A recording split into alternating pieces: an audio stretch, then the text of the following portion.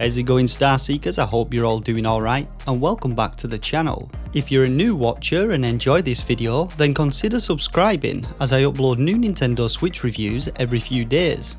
So today we're going to be taking a look at Glittering Sword, a game which advertises itself as a fantasy adventure set in a cozy world with Sokoban style puzzles.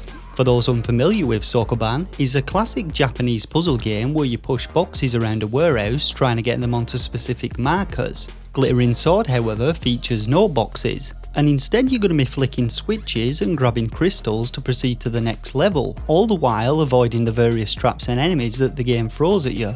Reading the eShop description, you're told not to judge Glittering Sword solely by its screenshots or trailer, so instead let's dive into this review and see what the game really has to offer.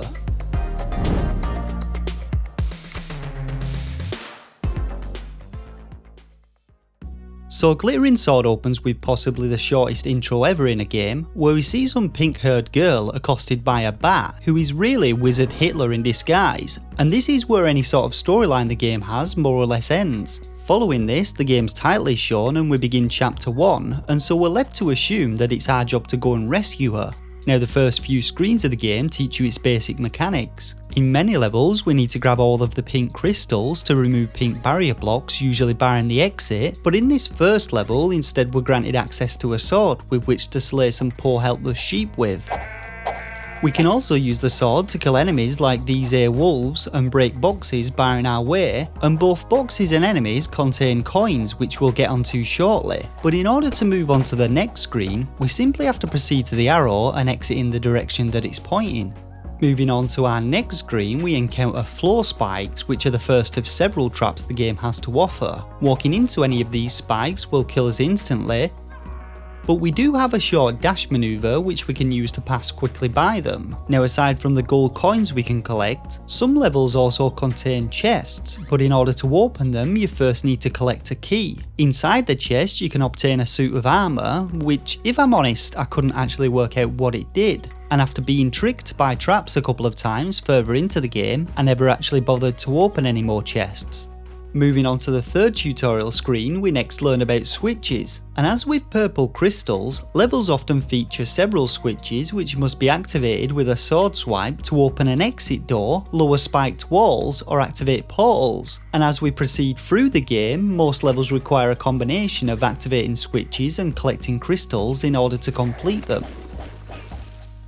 Now, unlike traditional open world adventure games, each of Glittering Sword's 5 chapters consist of a series of screens for you to work through.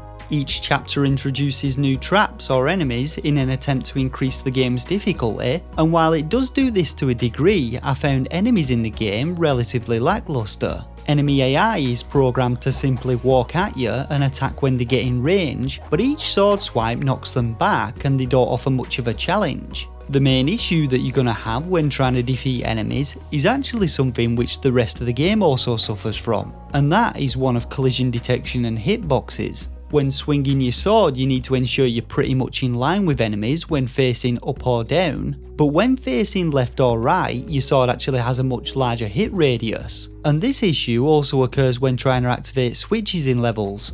Now when it comes to your own hitbox, things are also pretty messed up. From what I can tell, it only really exists around where your shadow is, so traps can hit you below your character sprite, but anything from the waist up is a little more sketchy, and this does add a lot of unpredictability and unnecessary frustration when it comes to navigating your character through trap-filled areas. Now as you proceed further into the game, a few new trap variants are introduced. These include things like arrow turrets which fire at you when activated by floor panels, and buzzsaws which move back and forth along a straight line. As with spikes, the saws will kill you in one hit, but enemies and arrows only take a portion of your health seen in the top right corner. You're able to use red potions collected in levels or purchased from shops with the gold that you collect to restore some health, though outside of boss battles I never really saw the need to use them. In addition to red potions, you also have blue ones which restore mana. Mana can be expended to fire a Hadouken at enemies to damage them at a range, though again I never really had a need to use this range attack and it can't be used to activate switches.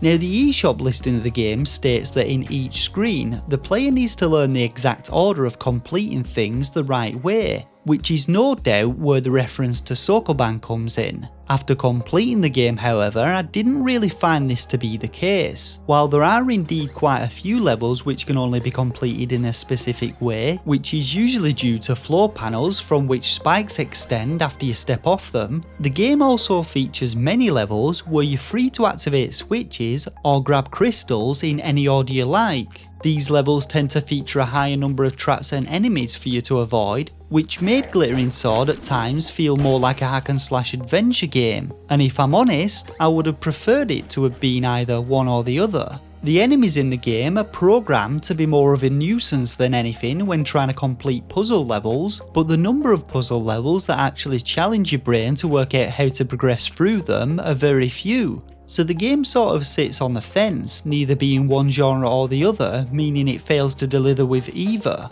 Now at the end of each chapter we also get to partake in a boss fight, though there's no puzzle elements in these battles and it's just a case of whacking the boss until it's dead.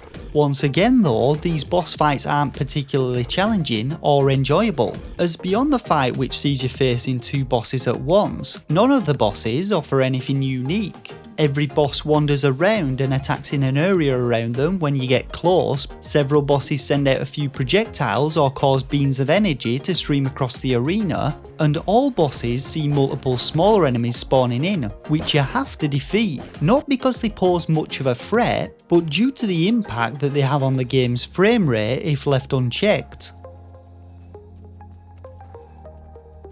Now, Glittering Sword isn't a bad game, there's still some fun to be had with it, and I'm sure some people might even find it challenging. Personally, I found the most challenging aspect was getting to grips with its hitboxes and collision detection, and I guarantee these two things will prove more frustrating to enemies than many of the game's traps and enemies. After beating all of Glittering Sword's puzzles, enemies and bosses, I really can't say that I felt that sense of achievement which usually comes from these type of games.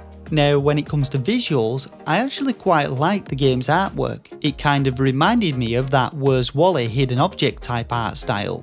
On the audio side though, things are relatively generic, and I actually had to turn off the sound effects when I got to these levels where spikes constantly fall from the ceiling, causing a never-ending cacophony of noise. The game's music is just okay I suppose, it's your usual adventure type music which generally goes unnoticed in the background. So now let's get on to rating the game. Now I give games a rating between 1 and 5 stars, and this is based on my own personal opinion on the quality and quantity of a title's gameplay, and whether I think it offers value for money to potential buyers. For a rating, I'm going to be giving Glittering Sword 2 out of 5 stars. Overall, for the price, Glittering Sword is worth a shot if you're looking for a casual puzzle adventure game to kill a few hours with. Just don't go in expecting too much and take the eShop description with a pinch of salt.